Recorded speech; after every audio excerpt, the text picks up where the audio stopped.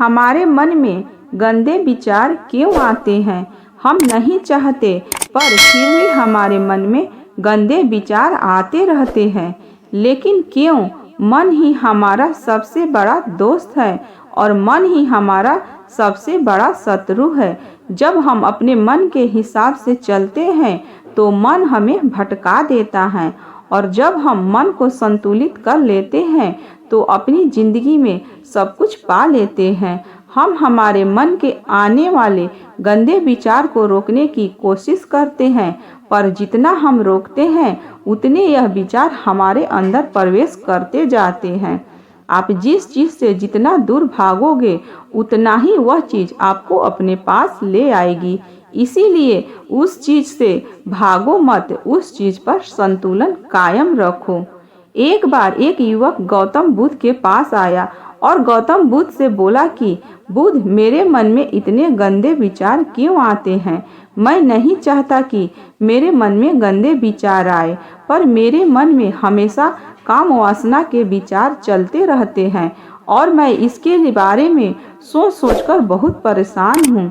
मेरी ऊर्जा और समय यह सब सोचने में ही नष्ट हो जाता है और इन सब के विचार की वजह से मैं कभी भी शांत नहीं रह पाता और मैं हमेशा ही स्त्रियों को देखकर मोहित हो जाता हूँ, अपने आप को रोक ही नहीं पाता। बुद्ध मुस्कुराए और उन्होंने उस युवक से पूछा, क्या तुम्हें पता है यह काम वासना होती क्या है? फिर लड़के ने उत्तर दिया और कहा, बुद्ध, मैं यह तो नहीं जानता कि काम वासना होती क्या है, पर हाँ, ये भी जरूरी है, बहुत बुरी चीज है। फिर बुद्ध ने उसे युवक से कहा कि सबसे पहले तो तुम यह समझना है कि प्राकृतिक रूप से जो भी चीज हमारे अंदर है वह बुरी नहीं है। हमारे जीवन में उसकी कुछ न कुछ जरूरत है। वासना कोई बुरी बात नहीं है, यह तो हमारे मन की एक भावना है जो हमें किसी न किसी चीज की कमी का एहसास करवाती है और फिर हम उस चीज को पाने के लिए उस चीज के तरफ आकर्षित हो जाते हैं।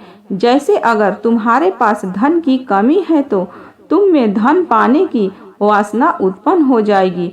तो वासना कुछ और नहीं, बस एक प्रकार की कमी है जो कि एक प्रकार की जरूरत का एहसास है, और जब ये जरूरत शारीरिक हो तो हम इसे काम वासना का नाम देते हैं। युवक ने गौतम बुद्ध को कहा कि बुद्ध, मुझे काम वासना कहाँ से है और कैसे जाती है? पर आप मुझे यह बताइए कि यह आती कहाँ से है? यह गौतम बुद्ध ने कहा कि काम वासना कहीं से आती नहीं है, यह तो हमारे अंदर ही होती है और इसका होना तो जरूरी भी है, तभी तो मानव जाति का विस्तार होगा। युवक ने कहा, जब यह हमारे अंदर ही है और जरूरी भी है तो फिर लोग इसे गलत क्यों बोलते हैं? बुद्ध ने कहा कि यही तो समस्या है, लोगों ने काम वासना को गलत तरीके से सोच लिया है, इसे छिपाने की, दबाने की कोशिश करते हैं। काम वासना गलत नहीं है, बल्कि काम वासना का गलत तरीके से प्रयोग करना गलत बात है। लोग जिससे प्रेम करते हैं बस उसी के लिए जीने लग जाते हैं, उसे पाना ही हमारा लक्ष्य बन जाते हैं और उसी के बारे में हमेशा सोचते रहते हैं, पर यह सब गलत है। बुद्ध ने योग से कहा, क्या तुम्हें पता है जानवरों में भी काम वासना होती है? युवक ने उत्तर दिया, हाँ बुद्ध, जानवरों में भी काम वासना होती है, क्योंकि जानवर भी तो आखिर अपनी पीढ़ी को आगे बढ़ाएंगे। बुद्ध ने कहा, तो फिर हम जानवर की काम वासना को गलत क्यों नहीं कहते? युवक ने कहा, मुझे नहीं पता, महात्मा आप ही मुझे बताइए। गौतम बुद्ध ने कहा कि जानवर अपनी काम वासना का प्रयोग आनंद प्राप्ति के लिए नहीं करते, वह तो सिर्फ संतान प्राप्त करने के लिए काम वासना का उपयोग करते हैं। जानवरों को प्रकृति ने इतनी समझ नहीं दी कि वह काम वासना को अपने सुख का आधार बना सके, जबकि मनुष्य अपनी समझ के बलबूते पर प्रकृति में पाई जाने वाली प्रत्येक वस्तुओं को अपने सुख के लिए अपने प्रयोग करते रहता है। हम इंसान ने ही काम वासना को अपने सुख का साधन बना लिया है, जबकि प्राकृतिक ने तो हमें अपने वंश को आगे बढ़ाने के लिए दिया था, लेकिन इंसान ने इसे अपने जीवन का परम लक्ष्य बना रखा है। और इस तरह से काम वासना का अब जो मैं तुम्हें बताऊंगा उस तुम ध्यान पूर्वक सुनना। काम वासना का सारा खेल तुम्हें समझ आ जाएगा, तुम्हें तुम्हारे सारे सवालों का जवाब भी मिल जाएगा, बस तुम्हें ध्यान से सुनकर समझना है। फिर गौतम बुद्ध युवक को बताना शुरू करते हैं। एक बार की बात है, एक आश्रम में गुरु और उनके शिष्य रहा करते थे, जिससे रोजाना आश्रम के बाहर स्थित गांव में दीक्षा लेने के लिए जाते। उसे आश्रम का एक शिष्य जिस गांव में भिक्षा लेने जाता था, उसे रास्ते में एक नदी प्रतीत थी, जिससे रोज उसी रास्ते से भिक्षा लेने जाता था। एक दिन उसने देखा कि एक लड़का पेड़ के पीछे छिपा है। वह उस लड़के के पास गया और उससे जाकर बोला, भाई तुम इस पेड़ के पीछे छिपकर क्या देख रहे हो? लड़के ने कहा, अरे तुझे नहीं दिख रहा है क्या कि मैं क्या देख रहा हूँ? तब साइस ने नदी की तरफ देखा तो वहाँ पर कुछ लड़कियाँ पानी भर रही थी। वे लड़कियाँ 14-15 साल की होगी। तब से ने उसे लड़के ने कहा, अरे भाई वहाँ पर लड़कियाँ पानी भर रही है, इसमें छिपकर देखने वाली क्या बात है?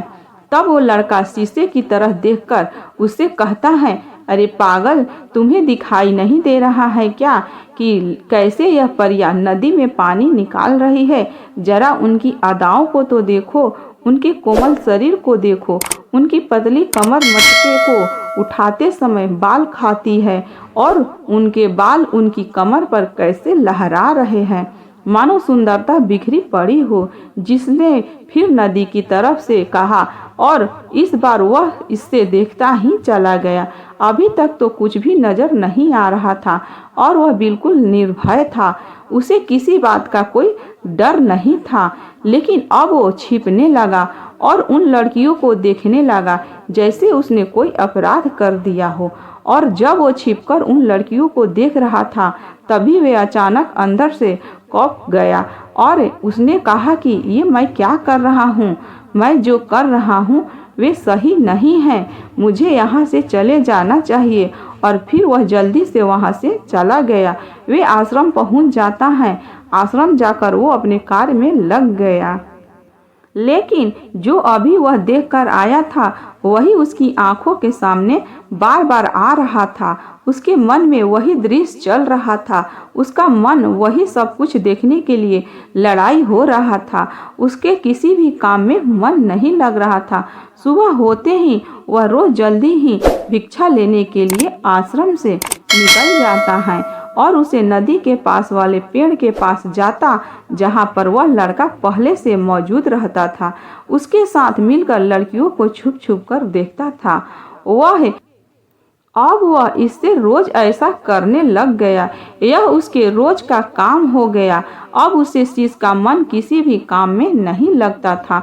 वे हमेशा ही किसी न किसी प्रकार के विचार में उलझा रहता। वे आश्रम के कार्यों को भी ठीक ढंग से नहीं कर, ठीक से खाना खा पाता था। उसका मन बेचैन सा रहता था। उसका मन बार बार उन लड़कियों के सौंदर्य को देखने के लिए लालायित होता था। जब गुरु भिक्षा देते तब भी उसे हिस्से का मन कहीं और विचार में खोया रहता था। गुरु ने अपने शिष्य का इन हरकतों को भाप लिया था। तब एक दिन गुरु ने शिष्य को अपने पास बुलाया और कहा कि आज से मैं तुम्हारे साथ भिक्षा मांगने चलूँगा। तुम और मैं साथ भिक्षा मांगने चलेंगे। सीजन गुरु को मना करते हुए बोला, नहीं गुरुदेव, आप परेशान क्यों हो रहे हो? मैं ही भिक्षा मांगने जाओ। जिससे तुरंत वहां से भिक्षा मांगने के लिए निकल गया। हिस्से को जाने के बाद गुरु भी आश्रम से निकल गए और शिष्य का पीछा करने लगे कि वे कहाँ जाता है, किस से मिलता है। यह सब देखने के लिए उसके पीछे पीछे चलने लगे। थोड़ी दूर जाने के बाद गुरु ने देखा कि उनका शिष्य एक लड़के के साथ एक पेड़ के पीछे अपराधी की तरह छिपा हुआ है और छिपकर कुछ देख रहा था। गुरु भी अपने शिष्य के पीछे जाकर खड़े हो गए कि आखिर उनका शिष्य क्या देख रहा था जिससे देखने के लिए वे पेड़ के पीछे अपराधियों की तरह छिपा पड़ा है। गुरु ने देखा कि उनका शिष्य पेड़ के पीछे छुपकर लड़कियों को देख रहा था जो कि नदी में पानी भर रही थी। तभी गुरु ने शिष्य को कहा कि तुम क्या देख रहे हो? अपने गुरु की आवाज़ सुनकर वह इससे घबरा गया और उसके पसीने छूटने लगे। वह थर थर कांपने लगा जैसे किसी चोर को चोरी करते समय रेंज हाथों पकड़ लिया हो। उसी से की हालत खराब हो गई। वह कुछ भी बोल नहीं पा रहा था। दूसरे लड़का जो उसके शिष्य के साथ था वो वहां से भाग गया जिससे घबराया हुआ था। उसके मुंह से कुछ टूटे फूटे शब्द ही बाहर निकल रहे थे। वे अपने गुरु से नजर भी नहीं मिला पा रहा था। गुरु ने शिष्य की तरफ देखा और कहा कि मेरा शिष्य तो निर्भय था, उसे तो किसी भी चीज का डर नहीं था, लेकिन यह क्या मैं देख रहा हूँ? डर के मारे कहाँ पर हो? जिससे इसे गुरु ने कहा कि मुझे माफ कर दो गुरुदेव, मेरा इसमें कोई दोष नहीं है। उस लड़के ने मुझे बहका दिया था, लेकिन आपसे मैं वादा करता हूँ कि आज के बाद मैं ऐसा कभी दोबारा नहीं करूँगा। मुझे माफ कर दो गुरुदेव। गुरु ने शिष्य से कहा कि कोई बात नहीं, पर इस बात का तुम ध्यान रखना कि हम जैसी संगति करते हैं वैसा ही फल हमें प्राप्त होता है। हम जैसी संगति करते हैं उसके विचार हमारे अंदर प्रवेश करते हैं। इसीलिए अच्छी संगति करो जिससे तुम्हारे अंदर अच्छे विचार का प्रवेश हो। फिर गुरु और शिष्य आश्रम लौट आए और फिर आश्रम के कार्य पर ध्यान देने लगा। उसने उसे रास्ते को छोड़ दिया और दूसरे रास्ते से जाने लगा। वे अपने काम को ध्यान से करता, लेकिन धीरे धीरे उसके अंदर क्रोध उत्पन्न हो गया और फिर वो दूसरे हसन पर क्रोध करने लगा और बेचैन देने लगा। अब वो सही समय पर भोजन भी नहीं करता था। वे भोजन भी बहुत कम खाता था। एक रात गुरु शिष्य के पास आए और उससे बोले कि अब तक तुमने कितनी बार अपना वादा तोड़ दिया। यह सुनकर शिष्य अपने गुरु के चरणों में गिर गया और रोने लगा। रोते रोते ही उसने गुरु से कहा कि गुरुदेव, मैं कई बार अपना वादा टूट चुका हूँ, फिर वादा कर लेता हूँ, लेकिन हर बार वादा तोड़ देता हूँ। मेरा मन मेरे नियंत्रण में ही नहीं है। मैं बहुत कोशिश करता हूँ कि मैं अपने मन से सारे बुरे विचारों को निकाल कर फेंक दूँ, लेकिन मैं चाह कर भी ऐसा नहीं कर पा रहा हूँ। फिर गुरु ने शिष्य को कहा कि चलो मेरे साथ। गुरु शिष्य को आश्रम के बगीचे में लेकर गए और किसी से कहा कि देखो यहाँ पर कुछ या बनी हुई है जिससे नदी का पानी इन पौधों तक आ रहा है और यही पानी एक नियंत्रण बहाव से बह रहा है। क्या तुम इस पानी के बहाव को रोक सकते हो? शिष्य ने कहा कि हाँ गुरुदेव, मैं इस बहाव को रोक सकता हूँ। फिर शिष्य ने मिट्टी उठाकर उसे नाली में डाल दी। वे पानी थोड़ी देर के लिए रुक गया और फिर थोड़ी देर बाद उसे टूटकर पानी आगे बढ़ने लगा। गुरु ने शिष्य से कहा, अरे यह क्या? यह तो पानी रुका ही नहीं। फिर से कुछ कंकड़ पत्थर उठाकर उसे नाली में डाल दिया और फिर थोड़ी देर के बाद पानी रुक गया, लेकिन फिर थोड़ी देर बाद ही उस कंकड़ पत्थर के ऊपर से पानी निकल आया। फिर गुरु ने कहा कि इसे क्या हुआ? पानी तो फिर से आ गया। तुम तो बोल रहे थे कि तुम इसे रोक दोगे। क्या हम किसी काम को रोकना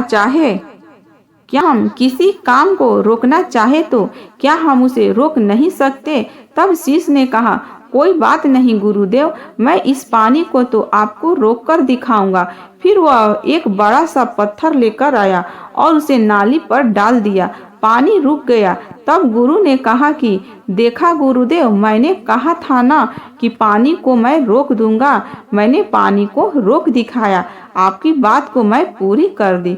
गुरु मुस्कुराए और बोले, अच्छा जरा ध्यान से देखो, पानी रुक गया क्या? वे तो पीछे की नाली तोड़कर बाहर आ गया और अगल बगल से बह रहा है। ध्यान से देखो इस पता है। और फिर थोड़ी देर बाद ऐसा ही हुआ। फिर गुरु ने शिष्य को समझाया कि तुम्हारे साथ भी तो ऐसा ही चल रहा है। तुम बार बार प्रयास कर रहे हो, बड़े से बड़ा प्रयास कर रहे हो, पर हर बार तुम्हारा प्रयास टूट रहा है और यह हमेशा टूटता ही रहेगा। तुम कितना भी बड़ा पत्थर रख लो, लेकिन पानी तो अपना रास्ता बना ही लेगा। गुरुदेव, क्या कोई तरीका नहीं है जिससे मेरे मन में विचार गंदे बाहर निकल सके और मेरे मन में यह आए ही नहीं? गुरु शिष्य को एक नदी के पास ले गए, जहाँ से उस बगीचे में पानी आ रहा था। गुरु ने शिष्य से कहा, वे पानी इसी नदी से जा रहा है। अगर हम यहीं से उसका रास्ता को बंद कर दे तो जहाँ से पानी बगीचे में जा रहा है, तब क्या हम पानी को रोक नहीं सकते? जिसने कहा कि हाँ गुरुदेव, अवश्य ऐसा हो सकता है। मैं इस पानी को यहीं से बंद कर देता हूँ, तब आगे की नाली में पानी जाएगा ही नहीं और फिर बगीचे में पानी जाएगा ही नहीं। तो फिर इन्हें नदी से जाने वाले रास्ते को बहुत मेहनत करके पत्थर और मिट्टी डालकर बंद कर दिया और गुरु से कहा कि गुरुदेव, मैंने पानी को बंद कर दिया है, अब यह पानी बगीचे में जाएगा ही नहीं। अब गुरु ने कहा किसी से, अगर पानी बगीचे में नहीं जाएगा तो पेड़ पौधे को पानी कहाँ से मिलेगा? उन पेड़ पौधों को तो पानी की आवश्यकता है और उन पेड़ पौधों में कुछ पेड़ पौधे तो ऐसे हैं जिनको रोज पानी की आवश्यकता होती है, वह तो मुरझाकर मर ही जाएंगे। इनका क्या होगा? पानी तो हमें खोलना ही होगा। जिससे गुरु की बात सुनकर वापस नदी से जाने वाली पानी का रास्ता खोल दिया।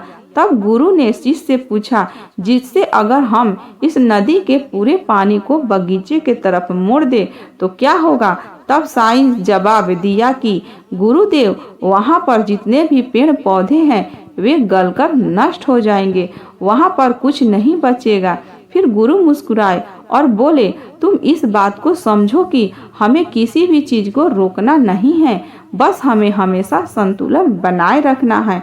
कम पानी से भी पौधे नष्ट होते हैं और ज्यादा पानी से भी पौधे नष्ट होते हैं। हमारा जीवन संतुलन से ही चलता है।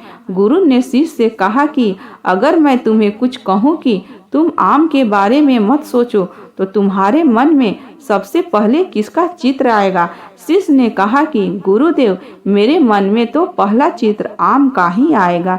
गुरु ने कहा कि जब हम गंदे विचार को जबरदस्ती रोकने का प्रयास करते हैं तो वह और मजबूती के साथ हमारे अंदर प्रवेश करते हैं, हमारे अंदर उठते हैं। इसीलिए हमें उन्हें कभी भी दबाने की कोशिश नहीं करनी चाहिए। फिर गुरु से शिष्य को जाते हुए कहा कि हमारे गंदे विचार बुरे लोगों की संगति करने की वजह से भी आते हैं। कई बार क्या होता है कि कामुकता हमारे अंदर ही होती ही नहीं, लेकिन कुछ अश्लील लोगों के साथ रहने की वजह से ये हमारे अंदर हावी हो जाती है। फिर शिष्य ने कहा कि गुरुदेव, आप सही कह रहे हैं, मैं अपने मार्ग से भटक गया था। फिर वे शिष्य उसे रात बहुत ही चैन की नींद सोया। सुबह अपने कार्यों को पूरे मन से किया और फिर सुबह वह भिक्षा लेने के लिए उसी रास्ते से गया जहां वो लड़का आज भी पेड़ के पीछे छुपकर उन लड़कियों के देख रहा था। वो शिष्य नदी पर गया जहां वह लड़कियां पानी भर रही थी। उसने उन लड़कियों से पानी मांगा। उन लड़कियों से एक लड़की ने उसे पानी पिलाया और उसे सन्यासी शिष्य के चरण छुए। शिष्य ने उसे आशीर्वाद दिया कि तुम्हारा कल्याण हो। जिसका मन सकारात्मक ऊर्जा से भर गया, उसके चेहरे पर मुस्कान आ गई थी, जैसे कि उसे कुछ खोया हुआ वापस मिल गया हो। वह वापस अपने रास्ते जाने लगा। तभी पीछे से वह लड़का आ गया और पेड़ के पीछे छुपा हुआ था। वह शिष्य के पास आया और बोला कि क्या बात है, आज तो तुमने नजदीक से दर्शन कर लिए, तुम तो मुझसे भी आगे निकल गए। तब शिष्य ने कहा कि हम हमेशा दूसरे के दर्शन करने में ही व्यस्त रहते हैं, अपने दर्शन कर ही नहीं पाते। तुम कब तक इस पेड़ के पीछे छुपते रहोगे? किसी को पसंद कर लो, इससे बोल बोल दो, अगर वो भी तुम्हें पसंद करती हो तो शादी कर लो, और इससे पहले तुम कुछ बन जाओ, अपने आप को पहचान लो, ऐसा अपना समय बर्बाद मत करो। फिर वो लड़का रोज उससे मिलने लगा और उस लड़के के नदी पर जाना छोड़ दिया। और फिर वो लड़का अपने जीवन में कुछ बनने के लिए संघर्ष करने लगा। तो तुमने देखा संगति का असर क्या होता है। अपनी संगति बदलो, अपने विचार बदलो। बुद्ध ने युवक से पूछा कि क्या तुम्हारे सारे प्रश्न का जवाब मिल गया। तब युवक ने कहा कि हाँ महात्मा जी, आपका बहुत बहुत धन्यवाद। तब गौतम बुद्ध ने युवक से कहा कि जब तुम्हारे मन में गंदे विचार आए तब आप अपने आप को दोषी मत मानो। यह शरीर है और यह सब इससे हजारों वर्षों से लिखा है। एक केवल तुम्हारे सोच लेने से, शपथ लेने से यह टूटने वाला नहीं है, लेकिन तुम्हारे पास वो शक्ति है, वो ऊर्जा है जिसका तुम्हें संतुलन उपयोग करना है। तुम एक जीवित ऊर्जा हो जो कुछ भी अनुभव करने के लिए स्वतंत्र हो, जो निर्माण करने के लिए स्वतंत्र है। इसीलिए तुम अपने आप को पहचानो। यह बोलकर गौतम बुद्ध मग्न हो गए और वो युवक वहां से चला गया। इसी वीडियो के साथ मैं आपसे आज अलविदा लेती हूँ दोस्तों। और वीडियो अच्छी लगी हो तो चैनल को लाइक, सब्सक्राइब और शेयर जरूर करना। बाय बाय दोस्तों।